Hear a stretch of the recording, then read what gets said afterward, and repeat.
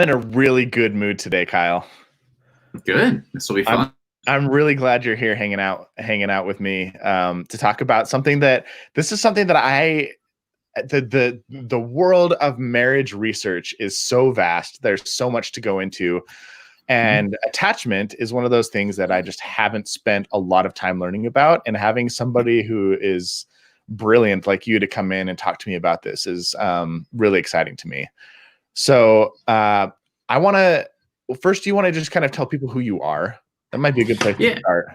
Yeah, sure. My name is Kyle Benson. I am what I consider an intentionally intimate relationship coach. I mostly work with couples on conflict, intimacy, and sex. I also work in Dr. Gottman's Love Lab. I manage the Love Lab in terms of kind of some of the research studies and the supplies for couples who come into the Love Lab and work under the research director there. So I'm a huge research nerd, and attachment is one of the things I research a lot. I mean, I have a huge textbook full of research studies, and so this is one of my big passions, is talking about attachment and why it's so important to our intimate relationships. Awesome. Yeah. So why is attachment so important to our relationships? First of all, I guess, what is attachment? And then we can get into the why.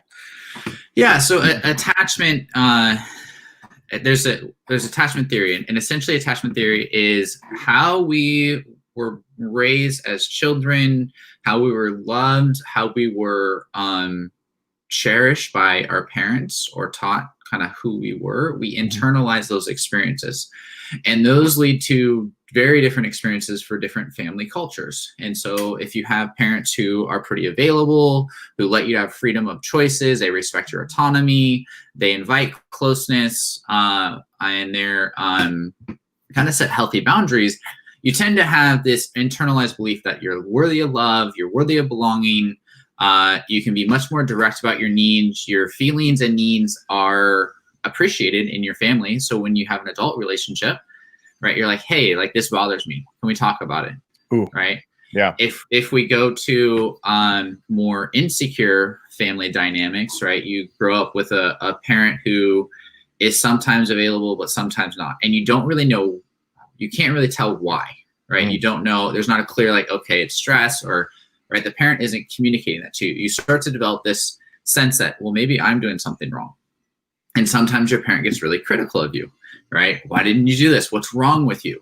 And you get these subtle hints that something about you is kind of contributing to the negativity in your child-parent interaction. Bring that into your adult relationship, you start to develop this belief that you're not enough, or that you're too much, right? And so one of the ways you adapt is you really kind of cling to other people and actually lose yourself in the relationship. And so there's a whole bunch of things. You really love intimacy, you love closeness, but so much that it's almost too intense. It's almost like suffocating. Yeah, and because it's driven more by fear, not by, this is actually what I want. It's almost like this is never going to last. And with some couples I work with, they talk about like the scarcity cycle. Okay, I don't believe it's going to last. I believe I only have a little amounts of connection I can get, and after that, it's gone, right? And that is rooted in kind of that individual's childhood upbringing as well. It's the little kid who hugs the kitty so tight that she suffocates it. Yeah, and I mean just like I love you, I love you, I love you, but at the same time, it's like there's no breathing room. And what happens is, in these relationships, when it comes to difficult issues or conflict, anxious individuals don't bring up their needs or feelings because they have the belief they're not worthy of it, or they don't deserve it. And then they act in sometimes indirect or passive aggressive ways. And so that also perpetuates them from getting their needs met. What's a good example of that? Of somebody who, I mean, I can think of examples from my own life. I feel like I'm a little bit more of the anxious side of attachment. But as far as like being passive aggressive or that kind of behavior, what does that look like? Yeah, I mean, from attachment research, we would call it a secondary strategy because it's indirect, right? There's direct strategies where it's like, hey, like, I'm really needing us to spend time together because I miss you, right? I feel like we've been distant lately. Very direct, very clear about what the issue is and what you want. More passive aggressive strategy is you're always working on the car. Okay, like now you're just attacking me for the car. It's not about the relationship. It's not about you. It's about the car and your partner. It's like an insinuation. It's a clue, but there's no direct request. There's no ownership of your feelings and your experience and your desires. It's more of a passive aggressive whap upside the head. You're doing something wrong and I need something from you. I'm not going to tell you what either of those things are. I'm just going to wait for you to figure it out. Exactly. Yeah. Okay. Got it. Yeah. And so we will see that a lot. Another thing that we'll see with anxious partners, and I've been guilty of this myself, is we get very emotional and act almost helpless. And like we become so emotionally dysregulated or overwhelmed, and we'll act like the world's ending, like this is the worst thing ever. You're the worst partner ever. You never care about me. You never make an investment, da, da, da, da, da, da. Yeah. And this is a strategy, right? If we create a lot of attention, right? Sometimes our parents would respond and it would help. And we learned, okay, if I act helpless, if I act extra needy, if I act this way, I might get a response. And so it's this learned strategy. It's kind of like a learned helplessness a little bit. But in adult relationships, the more you use that, you also get a partner who gets very overwhelmed, doesn't share their needs, doesn't share their feelings, and we have a whole bunch of negative cycles that happen with that. Yeah. I call that pattern horribleizing. It's just like putting a magnifying glass on all the terrible things and just letting yourself escalate. And then obviously, if your partner's not grounded, they could escalate too. Yeah. That's a icky feeling to be stuck in a cycle like that. It is, and I think Stan Tacken, he does the psychobiological approach to couples therapy, PACT. He talks about anxious individuals as being allergic to hope, because it's like, I'm so fearful that this isn't going to last. I'm so fearful that I can't depend on you, that you're not going to be available. Again, we go back to the childhood. Mom was inconsistent, dad was inconsistent, dad was distant, whatever those experiences were. I am not worthy of someone being consistent and reliable with me. And so then move forward into these adult relationships. And this is also what happens in dating. They get someone who's secure and wants to connect with them, and they actually push them away because they're like, this doesn't match my internal experience. This doesn't feel familiar to me. This feels unsafe, right? It's good to be true almost. Right. And again, goes back to kind of the conditioning. And so that's what attachment theory in terms of the anxious really kind of uncovers. In terms of the avoidance, it's the opposite strategy of distancing, right? And so instead of getting close to you, I'm going to maintain my independence. I'm going to maintain my autonomy above everything else. Okay, so this is the other side of the coin that we're talking about now. Yeah. Okay, and so if you're not typically anxious, you end up being avoidant. You can be, right? And so there's a, without getting too nerdy about it, there's a spectrum between anxious and avoidance. Yeah. People who are secure tend to be like a five or so in the middle, right? The more you lean towards either end of the spectrum, you tend to show particular patterns or ways of interacting, and particular beliefs about yourself, beliefs about other people. Got it. So we talked about the anxious side. Now we're talking about the avoidance side. Exactly. And so the avoidant, right? They come from a family culture that their needs were not really acknowledged. They were more neglected. There's also on the other extreme, when we get to more abusive family, we get a little more disorganized attachment, which is a mix of anxious avoidant and kind of complete instability. But for avoidance, there's just not a lot of emotional connection. There's not a lot of meeting of needs. You're kind of just spent a lot of time alone. And that's how you learn to get through your childhood. And so take this belief that I have to be independent. I can only rely on myself. You get into an adult relationship or you get married to someone, that belief's going to come up. And so it's, in terms of intimacy, we see a lot less disclosure of personal feelings, of needs. Even avoidant partners who I work with, they're like, I don't know what my needs are, right? But then they get in these nasty conflict cycles where they too get passive aggressive because they're like, I'm mad about this, but I don't know exactly why I'm mad about it. And that's because one of the strategies of avoidance is they avoid their own needs and feelings. Oof. And that's how they learn to cope, right? If I don't pay attention to these and I pretend that I can deal with this all by myself, then I will survive. But when you get into a relationship with a partner who has needs and feelings and tries to bring that in, they also dismiss those feelings and needs, which leads to this whole pursue withdraw cycle that we get in that is pretty common in couples. And so it just creates a lot of issues with that.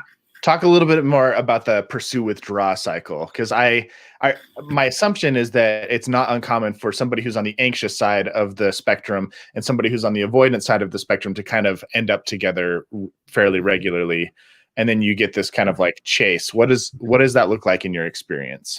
Yeah, and I mean, what we know from research is, 92% of couples struggle with this closeness distance issue. And again, if we think about the spectrum, people who are within the more secure stuff are able to navigate it a lot better. Okay, what do you need to be independent, but also be close to me? What do you need to be close to me? How can we talk about this without the insecurities hijacking the conflict? When we talk about the pursue withdraw cycle, what happens is the attachment fears. You're not available. You don't care about me. I'm never enough for you, blah, blah, blah, right? Come into those conflicts and it escalates them. And so you get one partner who their way of trying to get connection is to kind of amplify things, right? Act more distressed, act more helpless, act like the world's on fire, right? Create more of a scene. And then you have the other partner who minimizes, dismisses, and does the opposite. So as one partner goes up, the other partner goes down, and around and around and around we go. Unfortunately, because the insecurities are involved, it keeps us kind of stuck in this position. And to actually move forward, right? And this comes from EFT research, emotionally focused couples therapy, which is rooted in attachment, and even Gottman, right? Softening the startup for the pursuer helps the kind of distancer re-engage a little bit more too. And we need both of those to kind of level the playing fields and change that interaction. Go ahead. I'm just thinking about how awareness is such a huge thing here. I use this quote a lot. It's from Carl Jung, but he says, until you make the unconscious conscious, it will direct your life and you will call it fate. And I know that there's going to be people who listen to this and they've been unconscious. They haven't been conscious of the fact that they are maybe more anxious or more avoidant. They didn't have words to put to the dynamic that they have going on in their relationship. And I think just listening to your words over the last couple of minutes are going to have some people, like light bulbs are going to be turning on and they're going to go, oh my gosh, this is the pattern that we have. And now like I can identify myself as the more anxious person or the more avoidant person. And now I know what I can do to shift that dynamic, which is really exciting. You know, on the anxious side, it sounds like a huge part of it is just learning to calm yourself down, like learning to soothe those big anxious emotions that come along and that need to like escalate for attention, and the realization that if you de-escalate, maybe actually you'll get more of what you want from your partner than what your natural inclination is. Right. And that's the hope, right? And that's what we see too, right? When we're able to calm down, when we're able to be more grounded and say, here's what I need, and here's how you can help me meet that need, it gives your partner a recipe to be more successful with you. One of the things we see with anxious partners, the more they escalate, the more indirect they get, the more blaming they get, the more critical they get. And instead of it being like, I need more closeness or I need more connection, it's like, you're never available, you don't ever care about me. You don't invest in our relationship, right? But but all the partner hears is you're never enough. You always fail me. And for the avoidant partner, when they hear that message, okay, I'm getting attacked, I'm going to withdraw, right? Put up a shield, build a wall. Right. And what's heartbreaking is often when I work with these avoidant partners, they will say, I feel like I can never do it right. So the best thing for me to do is to step away. Is for me to walk away, is for me to leave, right? And so what's happening is that the anxious partner is trying to get connection, but the approach that they're doing is actually pushing their partner farther away. And unfortunately, the farther the partner goes, the more the avoidant avoids, the more the anxious goes up, right? And so this is where it's a cycle. It is a pattern they co-create together. I just have this mental image of a person drawing a sword and chasing after their partner going, come here, I just want to be close to you. And it's like, oh, no, stay away. So it's like, put the sword away and calm down a little bit, and maybe your partner will come to you. So something that you talked a little bit about the primary and secondary strategies for an anxious partner. What are some of the primary and secondary strategies for an avoidant partner? So primary strategies are secure strategies, right? Yeah. Secondary strategies are the anxious avoidant, right? And so we talked a little bit about more the anxious. Good distinction. Right. The avoidant strategies are deny, dismiss, and distance. Right. And so all of it is, in a way, it's like, if I pretend this isn't here, then we'll be okay. Right. And one of the things in the research it talks about is this defensive self-enhancement that we see in avoidant partners, is they will enhance their self-image to make themselves feel good about themselves. But they don't really know their needs or their feelings. And they actually struggle to be really connected with what's going on for them or their experience. And they don't have a realistic view of themselves. And so it's interesting. I've had people reach out who have been like, my avoidant partner took the attachment quiz and they came up secure. And I'm like, of course they did. In their mind, they think they're secure. They believe this, right? And they think that. But when it comes to the interactions, we can tell in the behavior there's something different, right? And again, we go back to that awareness, right? If they have the awareness, well, I withdraw, I get flooded, I get overwhelmed, I can't handle conflict, right? That becomes when a client has that, that's a lot easier for me to work with than it is someone who says, no, I don't have anything to do with it. There's nothing that I contribute to this. It's all her, right?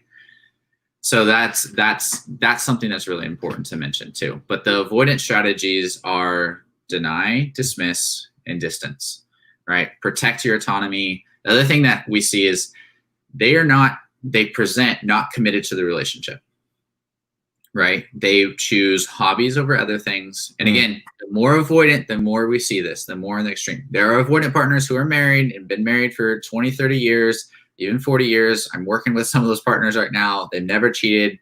So again, the farther we go, the more we get lower commitment, the more we get disengagement and conflict, avoiding conflict, trying to deny their own feelings and denying their partner's feelings. And so we kind of get that cycle again. That sounds like more on the kind of the medium side of the spectrum, is that they have these behaviors. What about the extremes? Like how does either the anxious attachment or avoidant show up on the extreme sides? Yeah, I mean, on the extreme side, you get someone who, for avoidance, someone who will live in the woods and will not rely on anyone, right? And to me, insecure attachment strategies are trauma-based, right? It's this. I mean, we see it changes how you see yourself and how you see other people. And so people who cannot depend or rely on other people grew up with people who were not dependable or reliable. And so that is tough for them to change that belief and get experiences of that. But that's what in therapy or coaching, right? We try to create experiences that challenge those beliefs and see that their partner is more available and responsive and more engaged. But on the extreme, it is not engaging. It's not sharing feelings. It's not disclosing anything intimate, anything that would build connection or intimacy. It's almost like this big brick wall that's like, I'm not letting you into my heart. I did an interview like a week and a half ago with this woman, Wendy. I can't remember her last name off the top of my head, but it was about narcissism. And this sounds to me a lot like what she was describing in narcissistic behavior, is when somebody they have a really hard time connecting with other people. They have a really hard time relying on other people, and they're really good at kind of validating their own perspective and their own experience while invalidating somebody else's. Defensive self-enhancement. Yep. That one. And so that's what we see. I mean, it's really interesting. I think if you see avoidance, you're going to see more overt narcissism. And so they're very more, I'm independent, I'm all this other thing. And for me, narcissism is a trauma-based reaction because the self of the person is super, super fragile, that they have these strategies to make themselves feel better at the cost of other people, right? And so there's a whole bunch of stuff there. What's super interesting is we have covert narcissism, which would lead more on the anxious side too, which is I'm going to care for everyone else, but then this kind of attacking other people and a whole bunch of other things. And so that is more subtle stuff. But also on the farther extreme, we get into borderline personality disorder. Is this on the anxious side? On the anxious side, yeah. And so because it's like, I will die if I can't be connected to you, right? I'm going to harm myself if you're not going to get close to me. And we will see people who will threaten suicide to try to get, as a strategy to get someone to love them. And they're inside, I mean, again, so much trauma to develop those internal beliefs that lead to those disorders. There's just this feeling of, I'm not lovable. No one can be there for me. And they oscillate on this roller coaster inside that's just really difficult for them. And then they have these strategies that maintain that kind of belief system. And that's what we see with both the anxious styles and the avoidance, right? Their self-views, what they've internalized, get perpetuated in their actions and interactions with other people. Good grief. Yeah. That's a tough cycle to be stuck in. Like a tough. I can see why so many couples deal with this and end up in your office or on your computer screen, I'm sure. So I know there's probably a lot of people listening right now, and they might be feeling a little despair. Yeah. Like, holy crap, I see this in my relationship, and it can be a little bit scary. It's similar. I got an email from somebody the other day. I recommended they read the 7 Principles for Making Marriage Work. And she messaged me. She's like, I'm through the first 3 chapters and I am freaking out because all these problems describe my relationship. And she started to panic, and she's like, what do I do? What do I do? Does that mean we're going to get divorced? Does that mean we're stuck? And like, I want to encourage people, one, that like knowing about a problem and realizing you have it does not necessarily dictate your fate. But I want to kick this over to you. If you do have if you have attachment styles that are outside of that kind of healthy middle ground that you're noticing that are perpetuating behaviors and cycles in your relationship that are damaging, that aren't helping you get where you want to go, is there a way to like change your behavior style, or are you kind of just stuck being anxious or avoidant the rest of your life?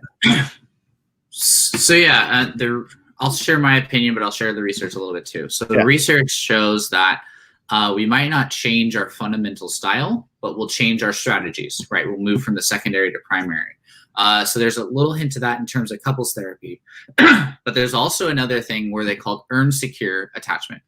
Right. This is what probably you've developed and what I've developed doing all the hard work we've done to be better partners and be better individuals, is we develop new strategies and new beliefs about ourselves that present more secure, even though we grew up more insecure. And Stan Tacken, he talks about you can be insecure and have a secure functioning relationship. Emotionally focused couples therapy, same thing, right? How you engage with the difficult things can change. Same with Gottman method, right? If you can, right? They talk about it in a mismatch of emotional engagement, right? One partner dismisses, and then it creates this cycle where we get stuck in that. When we teach them speaker listener skills, they're able to build a bridge to each other. We start to move forward. So yeah, I think, right, as long as both partners are willing to do the work, I've seen some great success with it. I also have people who are at a stage where they show up, they don't put in the work, they don't want to work on it. And it's really tough to change a relationship when one partner is already emotionally divorced the other.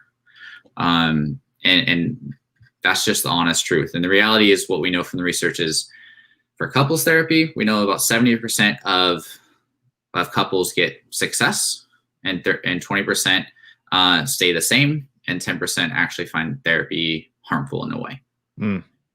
So how do they define success in a study like that?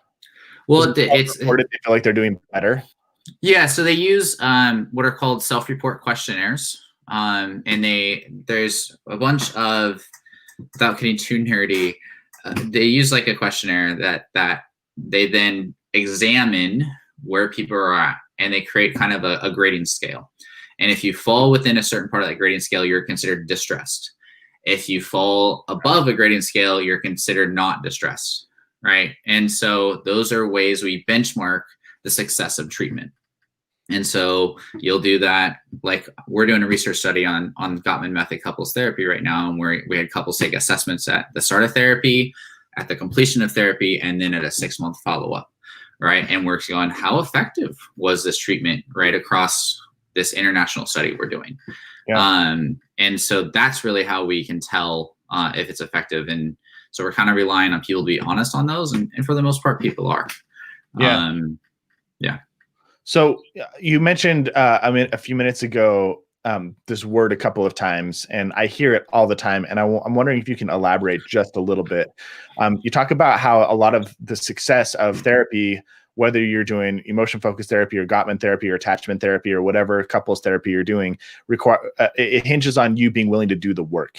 Mm-hmm. What does that mean, to do the work? Like, if you're specifically with regards to this conversation, you see that you have an attachment style or an attachment, like a cycle of behavior that's based off of your attachment styles that's unhealthy, that's causing problems in your relationship. What does it mean to do the work? I think the first part is getting some awareness and just realizing it and looking at this stuff honestly, right? I think that's where it gets really tough. I get a lot of emails be like, I want to do couples therapy, but my partner won't. They don't see them being a part of the problem. Again, that's a very avoidant. I don't bring anything to this. It's all your fault. Yeah. Right.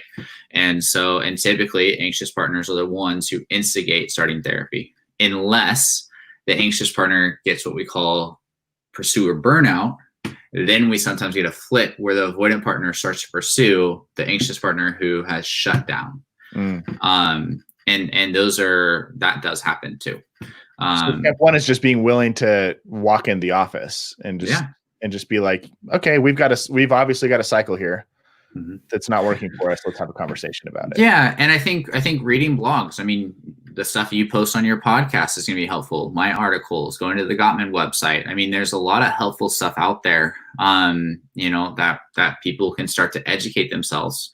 And you can do some, depending on how insecure your relationship is, you can make some changes independent of therapy or coaching.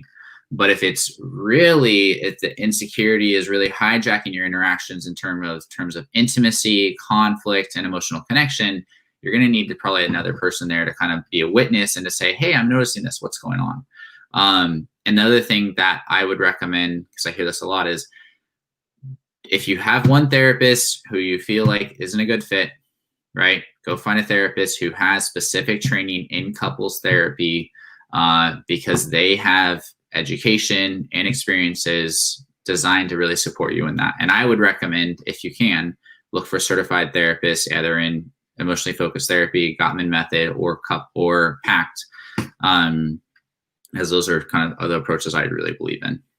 And the other thing is, if you notice judgment or things in those therapy, tell your therapist. We're not perfect. What do you mean? If you notice judgment coming from the therapist? Mm-hmm.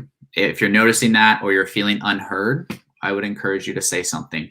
And that's going to be telling how that person responds. If they continue to be judgmental, right? Okay, that's probably someone you don't want to work with.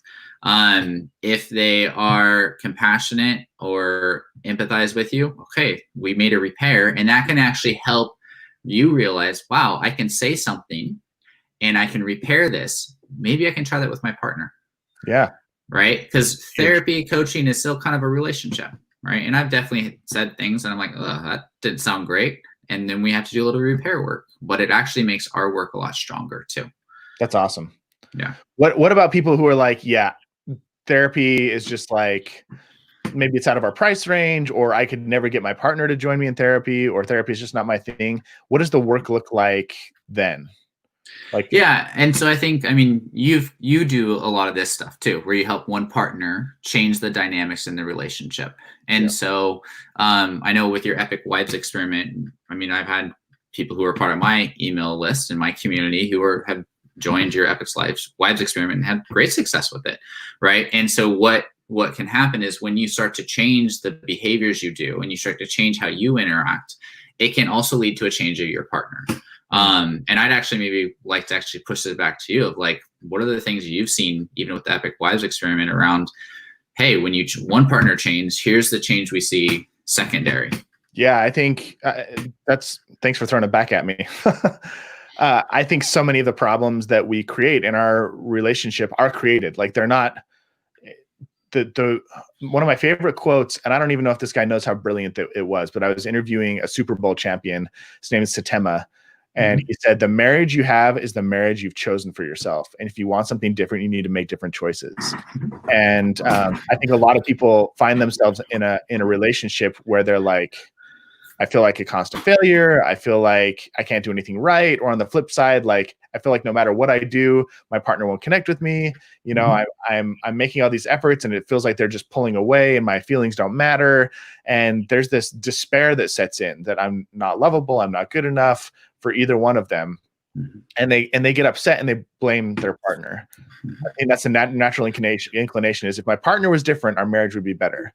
But what we don't realize is that the choices that we have made have gotten us the choices we've made as individuals and as a couple has brought us exactly to this point that we're in today. And what I love doing is helping people realize that they have the power to make different choices, even though those choices feel uncomfortable. It's amazing how many choices we actually have at our disposal that we don't allow ourselves to believe we have, because it's much easier to just say like, no, I'm just stuck. But I think once you kind of take a step into that and realize I have the power to choose a lot of different things, like I have the power to choose what you said earlier, how I bring up this topic. Maybe I'm the more anxious person. I'm the one who typically brings up the problems in the relationship. And the way that I do it is using that secondary tactic of like, you've spent so much time at work lately. What's going on? I'm so frustrated. Instead of saying, hey, I really love you and I miss you and I want to spend more time together. Just that one little shift in how you communicate your stress and anxiety can cut the cycle off where it typically begins. And all of a sudden you see a completely new dynamic emerge inside your relationship. So I'm a huge, huge believer that one person can make small changes that have a massive impact in the overall relationship just by your willingness to take some responsibility and shift the dynamic a little bit in the cycle a little bit. Yeah, and I would 100% agree with that. I mean, one of the quotes that I really live by is that every relationship problem is actually two problems. It's the problem and it's how you go about it. Yeah. Right. And for the most part, secure couples have almost the same problems as insecure couples. The reason they stay secure is how they engage it. Right. And that's what we're talking about. If you can soften and be more vulnerable and direct, it's going to increase the chances of your partner being more responsive, right? If you can hear your partner's feelings and try to empathize with them and tolerate the discomfort and helplessness that comes up, oh my God, my partner's distressed or having difficulty. How do I sit in this, right? Oh, wow, your partner finally felt heard for the first time in 15 years. That's something. That's crazy. Right? Yeah. And so, I mean, there is a lot of power in the choices we make, right? And I wish I had quicker access to this, but I actually have a chart I share with my couples that shows what I call choice points in every conversation, right? And so we start out at like a point here, right? And then based on what one partner does, we either move positive direction or we move negative direction, right? If we move negative direction, right, then we have another choice point. Do we go positive or do we continue negative? Right? Or if it goes positive, does the partner respond defensively? Then do we make a repair? And like the goal is throughout the trajectory of the conversation is we're moving more in the positive direction, right? And there's these tiny choice points that happen constantly in every conversation. The word choices, how we respond, and how we engage. And when I work with couples, it's slowing things down, really listening to each other, really engaging, getting to what John Gottman would say is, you know, understanding precedes problem solving, right? And you know that too. And it makes a huge thing because when we feel understood, when we feel like connected with emotionally, it's a heck of a lot easier for us to be like, okay, well, what do you need? Well, I need this. How do we make this work? Yeah, the gloves come down. Yeah. When your experience is validated and you feel understood, you don't feel like you need to like scream your opinion in somebody's face. That's so much of what arguments is just understand me. Like, I just want you to hear that and tell me I'm not crazy for seeing things this way. Your comments reminded me of, so I just barely started reading this book, Intimacy and Desire by David Schnarch. I don't know if you've read it, but I'm literally just in like getting out of the intro. But last night when I was reading it, I underlined these three kind of bullet points that he says is the key to any couple making progress. The first is the first person you always confront is yourself. The second is you don't mess with the truth, even when it's personally disadvantageous. And the third is how you're feeling isn't the most important thing. It's living up to your responsibilities. And I love his focus on personal responsibility. Like, to me, that is essentially the work that we're talking about. Is if you're more anxious or more avoidant, or you're having any other issue in your relationship or something that's causing issues in your relationship, what it boils down to is, one, can I look at myself first? Two, can I face the truth, even if the truth makes me look bad? And whatever the third one was, which was, I think you're responsible for the things that you're responsible for. Like, you have to take personal responsibility for creating that shift. And if you can follow those steps initially throughout, as you're trying to sort out your marriage, instead of blaming, shaming, pointing the finger at your partner, and looking, I don't know, making them responsible for all of your choices or thoughts or feelings or moods or whatever, a major shift happens. So yeah, and this is the part too, right? I mean, Schnarch doesn't really agree with attachment theory, but his approach is that you have to be an adult in your relationship for your adult to have true intimacy, right? You have to be responsible for your orgasms. You have to be responsible for your feelings. You have to own your needs and be direct with your partner. And then they get the freedom to choose how to engage in response. Totally. Right. And so, speaking of that, like, I think confronting yourself, what are the patterns that you're contributing to? Are you escalating? Are you attacking your partner? And sometimes it's subtle, right? In a lot of couples, so we talk about how sneaky it is, where a partner might be like, yeah, I typed up a text, but then I deleted it. Wow. Sounds like you really wanted to connect, but then you decided it wasn't worth it. Right. And like, can you confront yourself on realizing how you're withdrawing? Are you willing to look at that you also play a part in this pattern? Right. We got a question coming in from Jeremy Schultz, and he says, how does the person being adopted fit into this, specifically reactive attachment disorder and adoption? How would that fit into what we're talking about right now? Do you have any, obviously context would be great, but like, any initial thoughts? Yeah. So RAD, which is reactive attachment disorder, is not RAD. It is a way in which it is an extreme version of attachment, where we don't connect. We have a difficulty connecting with people, and we will connect sometimes with anyone. And so there's no, like, in attachment, we tend to select individuals to build a secure bond with, or try to build an attachment with. With RAD, because of the trauma, because of not having someone there, because of that unavailability, we kind of will sometimes either attach with anyone. And then there's another one, that's another form of attachment. I think it's not deactivated. I can't remember, but it's another disorder where they don't attach with anyone.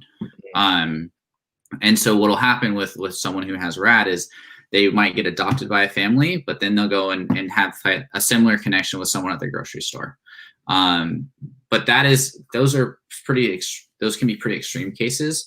In terms of adoption, right? I think what Jeremy's maybe asking is, if the adoption, depending on the stage of when it happens, right? Those caregivers, what is your quality of attachment with them? Right? I mean, there's kids who go through abusive parents, and then they get put into foster system, and then they get adopted, right? Or they stay through the foster system. Foster system can make it really tough to build attachment relationships with a caregiver. If you get adopted and have a healthy family culture, that can change that too. But yeah, I mean, it really is who were you loved by? Yeah. That is what shapes your attachment. And how were you loved by them? Exactly. Yeah, that's huge. So I want to get into tactics so badly, but I just feel like we don't have the bandwidth. But we've talked earlier about doing like maybe a little workshop for people who are more anxious, and then one for people who are more avoidant, so that they can learn specific strategies and tools that they can implement to actually move themselves towards that earned attachment.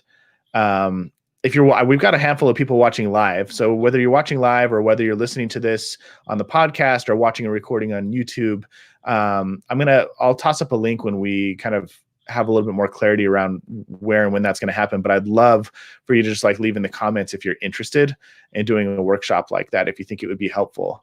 And that'll help us gauge the amount of urgency to put behind it. Go ahead, Kyle. Yeah, and I think just let us know, like, what are the kind of the core issues you're wrestling with, right? As an anxious partner or an avoidant partner, right? I mean, for the most part, we could probably predict those and tell us, and tell you and inform you on that. But if we're going to create this workshop, we want it to be beneficial for you. So please share that. Whether you shoot us an email or just a comment on a blog post or the YouTube stream here, we'd love to hear a little bit more about what you're dealing with and what we could do to support you. In the meantime, Kyle, I guess first, is there anything else you want to share about attachment that we didn't cover that would help people kind of have a little bit more understanding here? I'm sure you could talk about this for days, but yeah, we could do a month on this.